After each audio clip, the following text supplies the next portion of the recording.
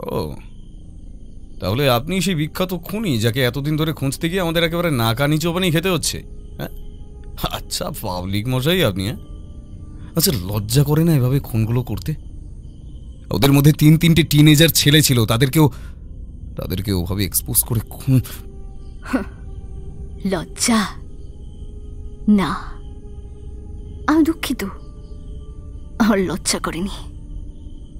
যখন এই প্রভাবশালী লোকগুলোর ইশারায় জীব লাল্লার করতে করতে ওই শয়তানগুলোকে ছেড়ে দিলেন, তখন আপনার লজ্জা করেনি? মেয়েদের সম্মানটা খুব সস্তা, তাই না? ধর্ষণ, গণধর্ষণ, খুন, জখম সব করা যায় একটা মেয়ের সাথে, আর তারপর ম্যাজিক ইরেসার দিয়ে সব রেকর্ড ক্লিন করে দেওয়া হয়। আরে ক্ষমতা থাকলে ওদের জেলে বন্দি করে দেখান না, বিচার পাক ওই মেয়েগুলো। ওদের বাবা মা নেই, তাই না? ওদের পরিবার নেই, ওদের জীবন নেই।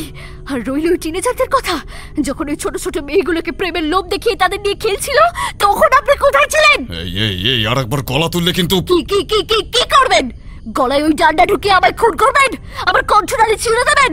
দিন না, আজ আমার গলা বুঝবে, কাল অন্যরা চিৎকার করবে। ক্ষমতা থাকলে আটকান তাদের। মনে রাখবেন, আপনার মতন করাপ্টেড অফিসারদের ওই টেস্টোস্টেরন আমি পায়ের তলায় রাখি। তাই বলে ওদের খুন করে গোপন অঙ্গ কেটে রাখবেন, না? আর তারপর মেলায় বিক্রি হওয়া খেলনার মতো ঝুলিয়ে রেখে দেবেন? আপনি একটা সাইকো, জানেন তো? আপনি একটা সাইকো।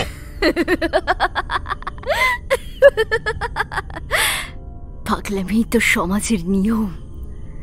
যারা স্বাভাবিক তারা তো বাহানা করে অফিসার, ঠিক যেমন আপনি করেছিলেন সেই দিন কোর্টে হিয়ারিং এর সময়। আপনার কি মনে হয় সমাজকে আপনি এইভাবে বদলে দিতে পারবেন? হ্যাঁ, যাদের সঙ্গে লড়ছেন তাদের সম্পর্কে কোনো ধারণা আছে আদৌ? আপনার মতন কত এলোগেলো কেউ কিছু উখড়াতে পারল না। ক্ষমতা যাদের হাতে তারা তো ধর্ষণ করবেই, তারা তো আইন নিজের মতন বানাবেই। আর আমাদের দোষ দিয়ে কি লাভ? চাকরি করে সংসার চালাই, আমরা হলাম কি উর্দিধারী কাজের লোক। যখন মনিবের যা ইচ্ছে হয় আমাদের সেইভাবেই চলতে হয়। সমাজের বদল তো একদিনে আসে না, ঠিক করে পড়তে পড়তে বদল হয় সমাজের।